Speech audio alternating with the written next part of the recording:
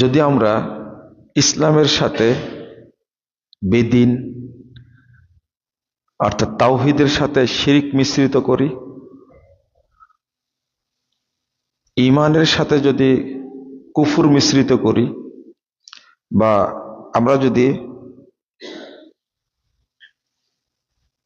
দ্বীনের সাথে জাহিলিয়াতকে মিশ্রিত করি, তাওহীদের সাথে তাগুতকে মিশ্রিত করি, এইটা খুব ভয়ানক অবস্থা। আল্লাহ রাব্বুল আলামিন বলছেন, কয়েক জায়গাতে এসেছে, ওমা ইউমিনু আকসারুহুম বিল্লাহ ইল্লা ওয়া হুম মুশরিকুন, সূরা ইউসুফ 106 নম্বর আয়াত। যারা আল্লাহর প্রতি ঈমান এনেছে তাদের অধিকাংশই মুশরিক। ভাষাটা খেয়াল করবেন, আল্লাহ ভাষাটা বলছেন ওমা ইউমিনু আকসারুহুম বিল্লাহ ইল্লা ওয়া হুম মুশরিকুন। যারা ঈমান এনেছে আল্লাহর প্রতি তাদের অধিকাংশই মুশরিক। কথাটা আমার না, আপনারও না, রাসূলেরও না, এই কথাটা সরাসরি আল্লাহর। আল্লাহ বলছেন। তারপরে সূরা রোমের মধ্যে 8 নম্বর আয়াতে আল্লাহ বলছে, ওয়া ইন্না কাসীরাম মিনান নাস বিলিকাই রাব্বিহিম লাকাফিরুন। অধিকাংশ মানুষই আল্লাহর সাথে সাক্ষাৎ করবে কাফের অবস্থায়। মানে কাফেররা তো রব বলে আল্লাহকে স্বীকার করে না।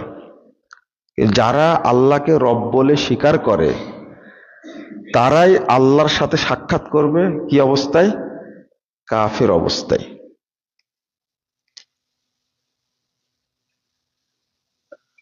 সূরা আনকাবুত 52 নম্বর আয়াতে আল্লাহ রাব্বুল আলামিন বলছেন, আল্লাযীনা আমানু বিল বাতিল ওয়া কাফারু বিল্লাহ।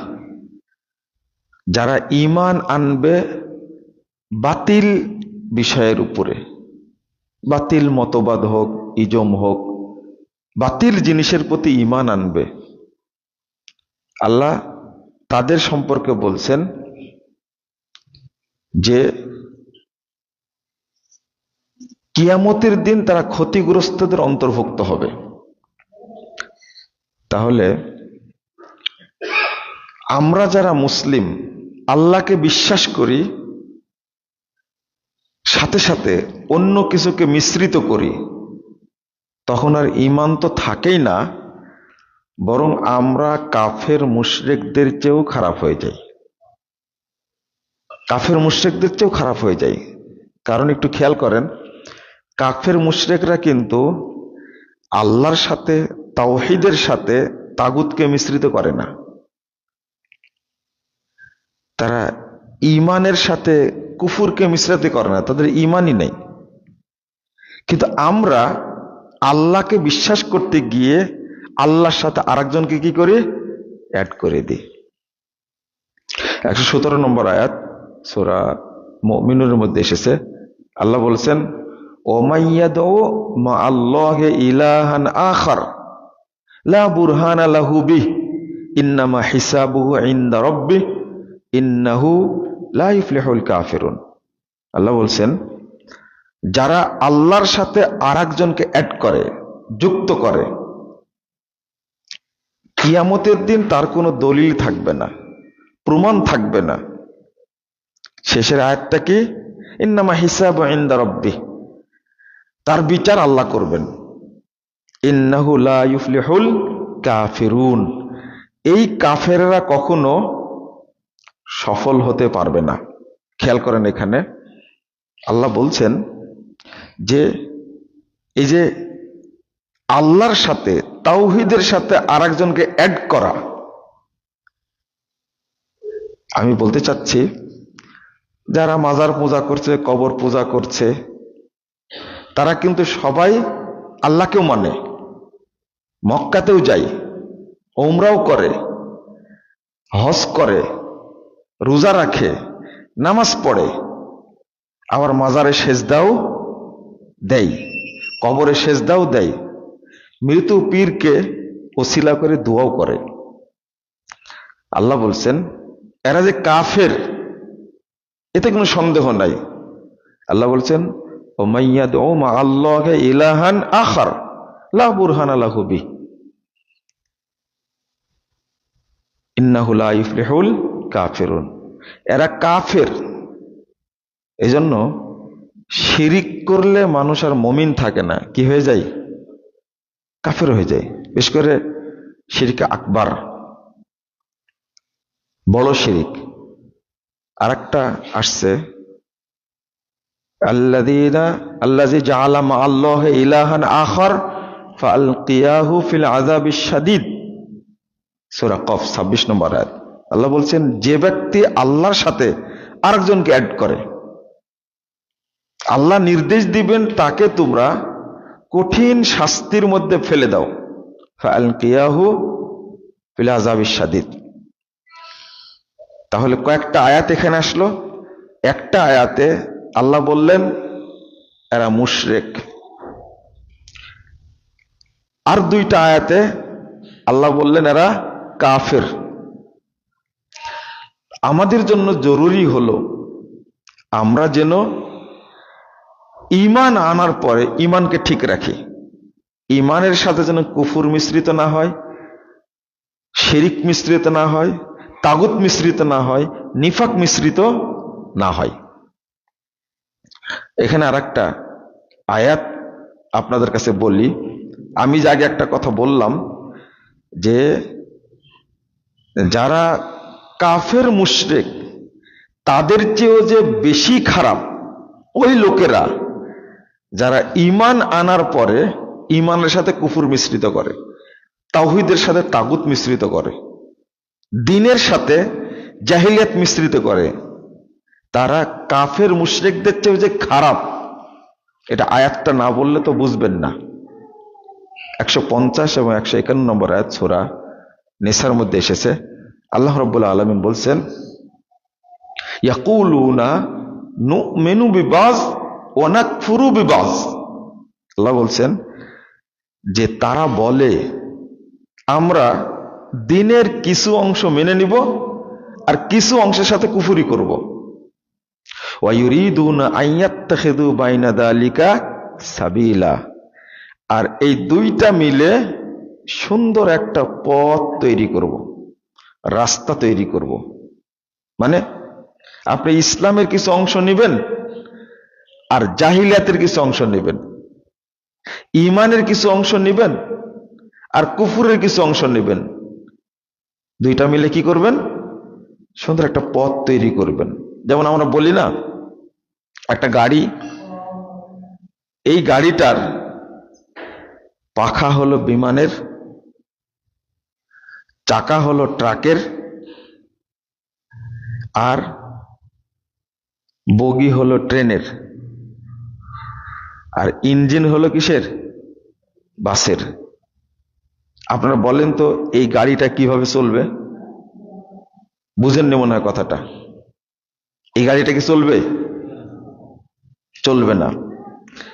তা আমাদের মনের অবস্থা, আমাদের দেশের অবস্থা, শাসকদের অবস্থা, তারা একটা কাজ করতে চায় মুসলিমরাও সন্তুষ্ট থাকবে, জেনারেল শিক্ষিত মানুষও সন্তুষ্ট থাকবে, মাজার পূজারীরা সন্তুষ্ট থাকবে, এবং দিনদার মানুষ যারা নাস্তিক তারাও সন্তুষ্ট থাকবে। আমরা সব মিলে একটা সুন্দর কি করতে চাই? রাস্তা বের করতে চাই। এই বর্তমান সরকার যেটা করছে এখন, আমার কথা কি বুঝতে পারলেন? তাহলে কি হলো? এটা মিশ্রণ। আপনারা একটা জিনিস জানেন যে কেরোসিনের তেল, এটা এর মধ্যে যদি পানি ঢালেন, পানি না ঢালেন, দুধ যদি ঢেলে দেন, আচ্ছা দুধ না ঢাললেন, জমজমের পানি হলো পৃথিবীর শ্রেষ্ঠ পানি, তাই না? জমজমের পানি। তেলের মধ্যে জমজমের পানি ঢেক দিন তো, বুঝেননি মনে হয় কথাটা।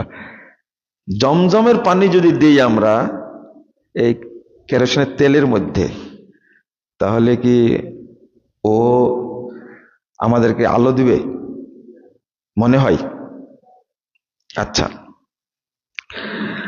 আপনি পানির মধ্যে দুধ আর পানি দুইটা এক জায়গায় করেন, এটা অপরাধ না ভালো কাজ, নেকির কাজ? পানিও ভালো, দুধও ভালো, দুইটা মিশ্রিত করলেন, বিক্রি করলেন, এটা কি ভালো কাজ না অন্যায় কাজ? অন্যায় কাজ। মিশ্রণটা, দুধের মধ্যে আপনি জমজমের পানি দেন, যেহেতু জমজমের পানিটা হলো পৃথিবীর শ্রেষ্ঠ পানি, আপনি বলেন এটা চলবে কিনা? চলবে? চলবে না। অপরাধ কিনা? অপরাধ। এটা আপনি বলবেন না তখন যে যাক 1 কেজি দুধের মধ্যে হাফ কেজি জমজমের পানি আছে আর হাফ কেজি দুধ আছে, যাক ভালো হয়েছে, এটা কি বলবেন কখনো? বলবেন না। জমজমের পানির কথা বলছি, যে জমজমের পানি খাওয়ার জন্য আপনারা বহু দূর যান। আমার আত্মীয় আসছে হজ থেকে, আমি 1 ঢোক জমজমের পানি খেয়ে আসি। এই পানিটাও যদি মিশ্রিত করেন, তবুও কিন্তু আপনি এটাকে নেকির কাজ বলে ধরবেন না, এটা কি বলবেন? পাপের কাজ। এটা তুমি দুধের সাথে পানি মিশ্রিত করলে কেন? তা আমরা যদি দিনের মধ্যে মিশ্রণ করি, আমার ভাষা শোনার দরকার নাই, আল্লাহ বলছেন যে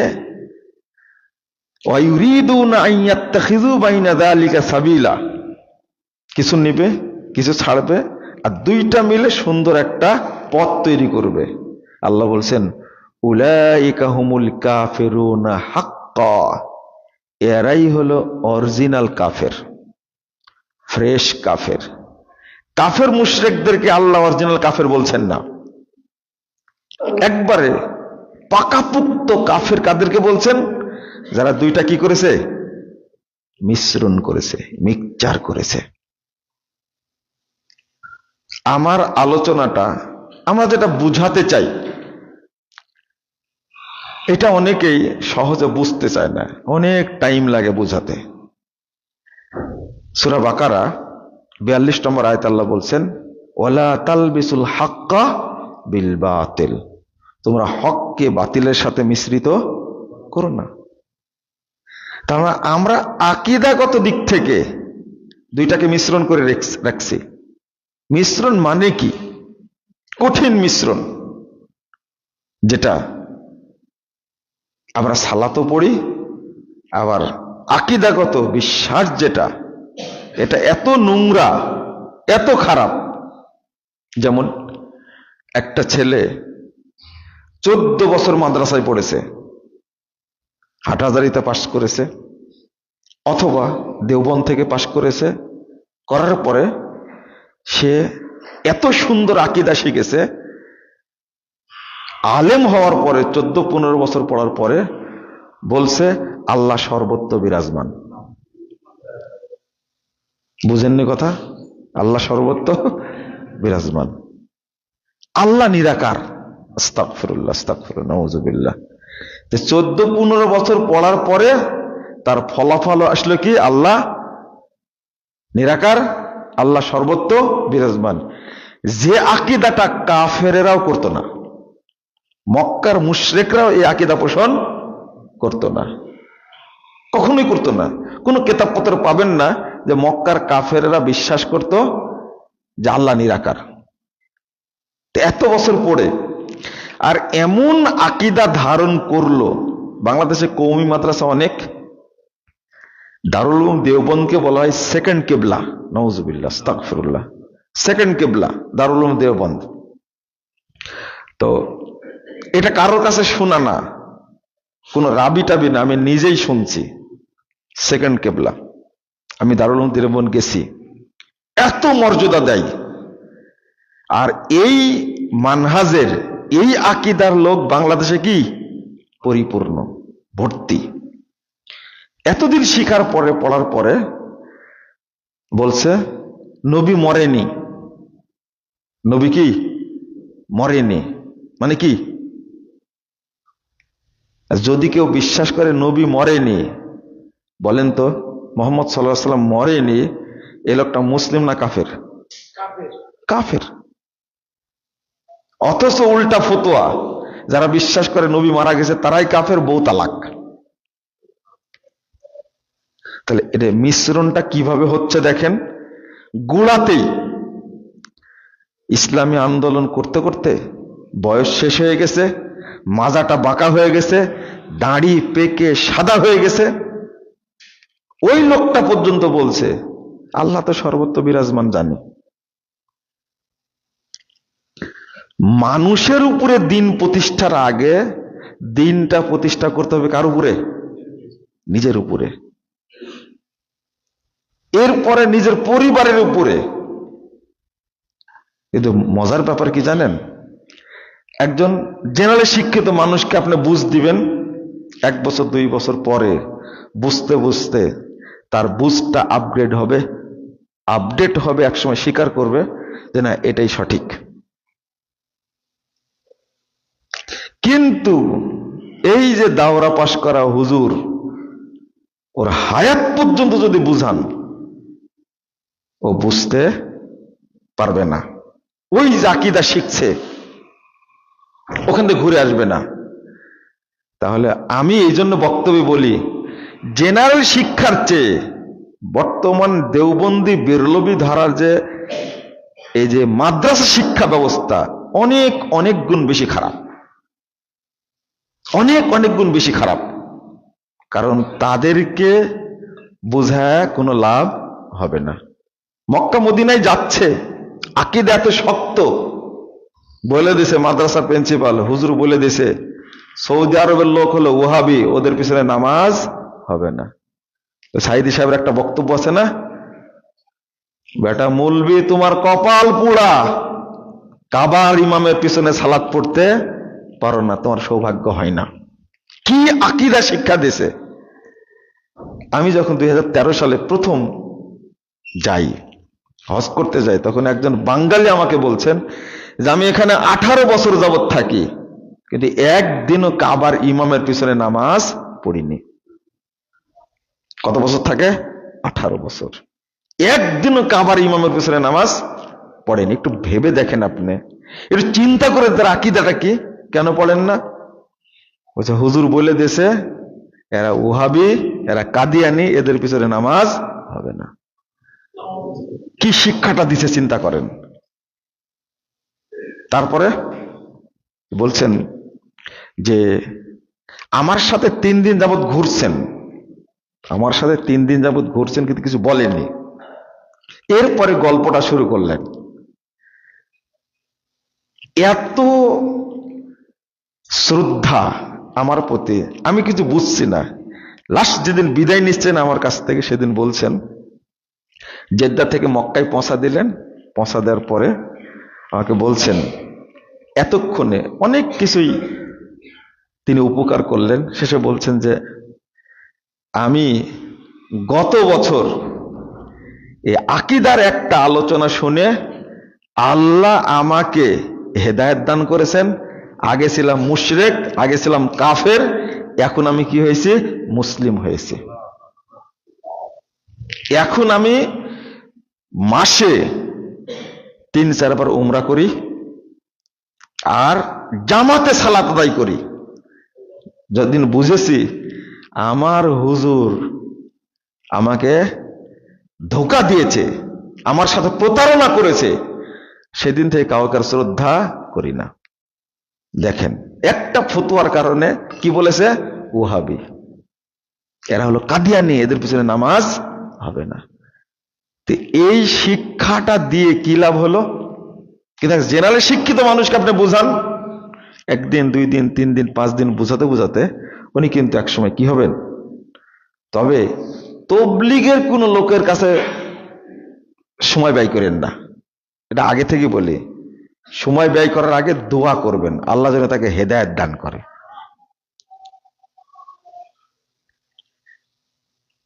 একসঙ্গে হজে ছিলাম, তো মিনা থেকে শুরু হলো,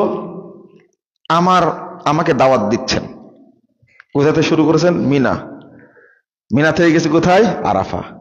আরাফা থেকে মুজদালেফা, পাথর মেরে আবার বেনাই ফেরত আসছে। আকীদা দেখেন। তো যখন মিনা থেকে চলে যাব, এই যে আমার সাথে বারবার করছে, একবার বলেন। আমার আলোচনা শুনে বলছে যে আপনাকে একবার টঙ্গীর মাঠে নিয়ে যেতে পারলে আমার জীবন সফল। আমি বলছি না, আমি টঙ্গীর মাঠে যাব না। শেষে আমার বুক টুক নাড়াচাড়া করলো, আপনার অন্তরটা এত কড়া কেন? বলেন না একবার যে যাব। বলছে না, আমি যাব না। আমাকে শুধু বলাই নিবে, পরে বলবে আপনি কিন্তু মিনাতে বলেছেন যাবেন। বুঝেন কৌশলটা? শুধু বলেন যে আপনি যাবেন টঙ্গীর মাঠে। আমি বলছি না, আমি যাব না। এত কঠিন কেন? এবার বিভিন্ন দোয়া খায়ের পরে আমাকে ফু দিচ্ছে, অন্তরটা খুব কঠোর। আমি বললাম যে আপনি আপনাকে ফু দিয়েন না, আমি আলহামদুলিল্লাহ সুস্থ মানুষ, আপনার ফু লাগবে না। দূর থেকে একজন ব্যক্তি, আমি কিন্তু এতক্ষণ শুধু আলোচনার মাধ্যমে বোঝানোর চেষ্টা করছি এই লোকটাকে। যত দলিল আদিল্লা দিয়ে বুঝাই না কেন, ঠিক বকরিকে বুঝায় আপনি ছেড়ে দিবেন, তখন কি করবে? ঝাড়া দিবে না? বকরির কোনোদিন কান ধরেছেন আপনি? ধরেননি কোনোদিন। বকরি বুঝেন তো? ছাগল কান ধরবেন, ধরে দেখবেন কিছু বলবেন তো মাথাটা হু হু করবে এরকম।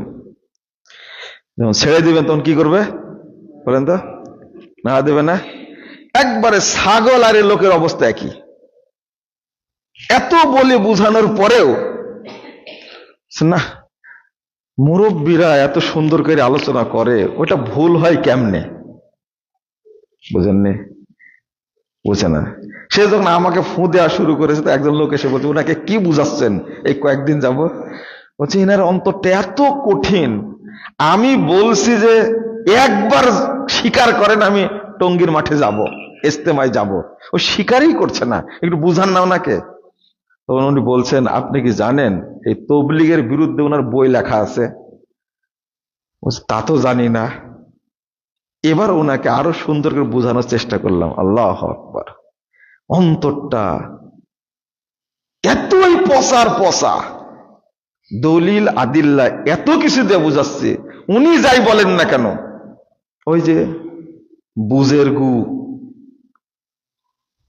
এই বুজুর্গ দিয়ে যা সমস্যা, আপনি এর পিছনে সময় ব্যয় করার চেয়ে একজন জেনারেল শিক্ষিত মানুষের পিছনে সময় ব্যয় করবেন, অনেক উপকার দেবেন ইনশাআল্লাহ। আমি এই কথাটা কেন বললাম? ওই যে আকীদাটা ঢুকেছে, ইমাম ইবনে তাইমিয়া রাহিমাহুল্লাহ কত যুগ আগে বলেছেন, জামহুর মিনাল মুতাআসসিবিন লা ইয়ারিফুনাল কিতাব ওয়াস সুন্নাহ ইল্লা মা শাআল্লাহ। যারা মুতাআসসিব হয়, মাযহাবী হয়, তারা কোরআন সুন্নাহ বুঝে না, ইল্লা মা শাআল্লাহ। আল্লাহ চাইলে কিছু মানুষ বুঝে। অহুম ইয়াতাআসসাবুনা, তারা বরং আঁকড়ে ধরে কোনটা? বি আহাদিসে দাঈফা ওয়াল মাওযুআ, জাল হাদিস আঁকড়ে ধরে, ও আরাইন ফাসেদা, আর বিভ্রান্তের বাজে কিছু মানুষের মতামত, ও হিকায়াতিন আনিল উলামা ইয়াশুক, আর তারা ওই বুজুর্গদের কাহিনী নিয়ে ব্যস্ত থাকে। 728 হিজরিতে মারা গেছেন, 728 হিজরিতে মারা গেছেন ইমাম ইবনে তাইমিয়া রাহিমাহুল্লাহ। সেই সময় বলছেন এরা কোরআন সুন্নাহ বুঝে না। কত আগে বলে গেছেন। আমি আপনাদের যেটা বোঝাতে চাচ্ছি সেটা হলো, আমরা যে শিক্ষাটা অর্জন করছি, এই শিক্ষাটা কি শিক্ষা? মাদ্রাসা শিক্ষা বলি, এই শিক্ষাটা হলো বাতিল শিক্ষা, এটা জাহেলি শিক্ষা। যে শিক্ষায় শিক্ষিত হয়ে আমার মাজার পূজা করা শিখি, পীর পূজা করা শিখি, আল্লাহকে অপমান করা শিখি, তাবিজ দেওয়া শিখি, এটা কি শিক্ষা? এই জন্য বাংলাদেশ সংস্কার করতে হলে অনেক টাইম লাগবে, অনেক অনেক অনেক টাইম লাগবে। তবে আলহামদুলিল্লাহ এখন যে মাদ্রাসাগুলো তৈরি হচ্ছে, এই যে এর আগে গত রমজানে আসছিলাম, এত আনন্দ লাগে ফরিদগঞ্জ চাঁদপুরের এই প্রত্যন্ত অঞ্চলে এই যে মাদ্রাসাটা গড়ে উঠেছে। কি নাম যে না, জামিয়াতুস সুন্নাহ, শালদহ জামিয়াতুস সুন্নাহ, এটা সাহার বাজারের পাশে। এই প্রতিষ্ঠানটা যে গড়ে উঠেছে, এই প্রতিষ্ঠানের শিক্ষাটা হলো প্রকৃত শিক্ষা, অরিজিনাল শিক্ষা, যে শিক্ষার সাথে সাহাবীদের শিক্ষার মিল আছে, তাবেঈদের শিক্ষার মিল আছে, তাবেঈ তাবেঈদের শিক্ষার মিল আছে, কিন্তু প্রচলিত আমাদের দেশীয় শিক্ষার সাথে কোনো মিল পাবেন না। একজন আলেমকে জিজ্ঞেস করবেন আইন আল্লাহ, আল্লাহ কোথায়? ও বলবে আল্লাহু ফি কুল্লি মাকান, আল্লাহ সব জায়গায়। একজন আলেমকে জিজ্ঞেস করবেন, একটা বাচ্চাকে জিজ্ঞেস করেন আল্লাহ কোথায়, ও উত্তর দেবে কি আল্লাহ আরশে। উত্তর দেবে, জিজ্ঞেস করেন। এটাই কিন্তু ঈমানের প্রথম ধাপ। একজন সাহাবী মুআবিয়া সুলামি রাদিয়াল্লাহু আনহু, সহিহ মুসলিমের হাদিস, তার একটা ছাগল, চাকরানি তার ছাগল হারাই দিছে।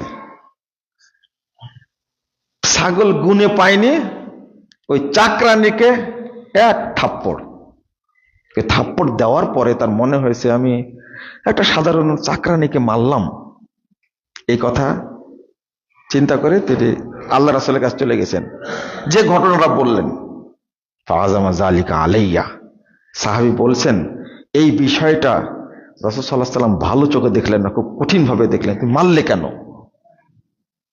এই রাগ দেখে, অপছন্দ দেখে সাথে সাথে বলছে আফালা উতিকুহা ইয়া রাসূলুল্লাহ, আল্লাহ রাসূল এই বাচ্চাটিকে আমি যদি আজাদ করে দিই, ভাবখানে এরকম, তবু আমি আল্লাহর কাছে মাপ পাবো কিনা? তখন রাসূল সাল্লাল্লাহু আলাইহি ওয়াসাল্লাম বলছেন ইতিনি বিহা, তুমি ওকে নিয়ে আমার কাছে আসো। নিয়ে গেছে। প্রথম প্রশ্ন আইন আল্লাহ, বলো তো আল্লাহ কোথায়? সাথে সাথে উত্তর দিয়েছে ফিসসামা, আল্লাহ কোথায়? আসমানে। মানা না, আমি কে বলো তো? বাচ্চাটা উত্তর দিচ্ছে আনতা রাসূলুল্লাহ, আপনি আল্লাহ রাসূল। এই দুইটা প্রশ্নের উত্তর শুনে রাসূল সাল্লাল্লাহু আলাইহি ওয়াসাল্লাম বলেছে আতিকা ফা ইন্নাহা মুমিনা, তাকে তুমি আজাদ করে দাও, এ একটা মুমিনা মহিলা। বলেন আলহামদুলিল্লাহ। এটা মূল আকীদার মূল দর্শন। আল্লাহ আরশে আছে, এটা আল্লাহর সম্পর্কে ধারণা রাখতেই হবে। যদি বলেন আল্লাহ সর্বত্র বিরাজমান, তাহলে ঈমান থাকবে না। এই ধরনের লোকের পিছনে নামাজও হবে না, নামাজও হবে না। আমি যেটা বলতে চাচ্ছিলাম, মিশ্রিত আকীদা সবচেয়ে ভয়ানক যেটা, যে লোকটা মারা যাওয়ার সময় এই আকীদা নিয়ে মারা গেল, তার কি হবে বলেন তো দেখি? মারা যাচ্ছে, ওর বিশ্বাসটা হলো নবী এখনো মরেইনি, নবী গায়েব জানতেন। যে মারা যাচ্ছে লোকটা, এই লোকটার অবস্থাটা কি হবে?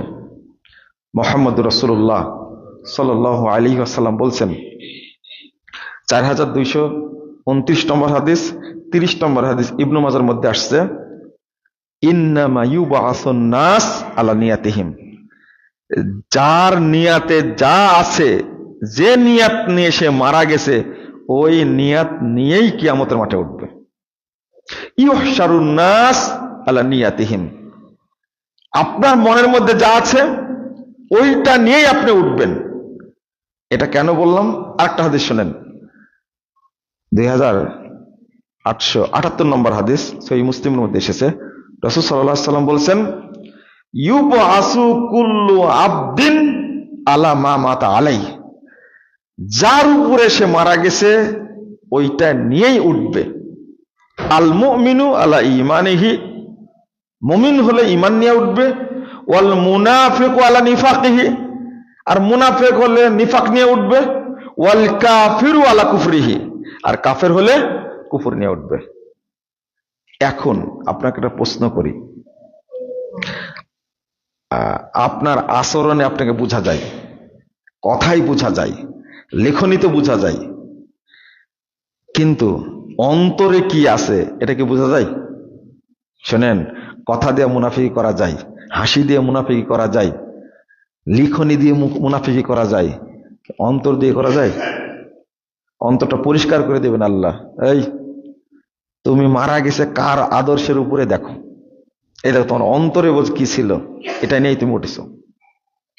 কার প্রতি তোমার বিদ্বেষ ছিল, এই যে তুমি দেখো।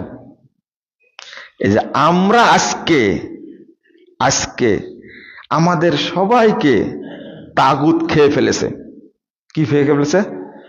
তাগুত। একজনকে বলছিলাম, আপনার অন্তরে কোন ব্যক্তির আদর্শ বা কোন ব্যক্তির প্রতি মহব্বত আছে, সত্যটা বলবেন। মসজিদের মধ্যে বলছি। তখন তিনি বলছেন যে আপনি এই প্রশ্ন করলেন কেন? এটা জানতে হবে আমাকে। আপনার বয়স অনেক হয়ে গেছে, বলেন ইসলামকে বেশি ভালোবাসেন, নবীকে বেশি ভালোবাসেন, অন্য কাউকে বেশি ভালোবাসেন? তো বলছেন যে আগের কথা, যে একজনকে বলেছিলাম যে তোমার নবী তো মক্কা থেকে মদিনায় পালাইছে, কিন্তু আমার নেতা বাংলাদেশ থেকে পালাইনি। বুঝেন না মনে হয় কথাটা, তাই না? আমি বলেছি ওই নেতার প্রতি মহব্বত আছে এখনো? বলেন তো, এই লোকটা হাজি, উমরাকারী, নামাজি, তাহাজ্জুদ গুজার, এই লোকটা মুমিন না কাফের? কোনো সন্দেহ আছে? নবীকে কিভাবে অপমানটা করলে খেয়াল করেছেন? কোন নেতাটা বড়? আপনার নেতাটা বড়। এটা কোথায় আছে? অন্তরে। আল্লাহ অন্তর খুলে দিবেন। এই জন্য আমি বলবো যে আপনারা সাবধান থাকবেন, অন্তর দিয়ে অন্তরে যেন মিশ্রিত কোনো আকীদা না থাকে। কাকে মানবেন? আল্লাহকে। কার বিধান মানবেন? আল্লাহর বিধান। এখানে অ্যাড করা যাবে না। ছোট্ট কথা বলে শেষ করে দিই। ইবাদতের যোগ্য একমাত্র কে?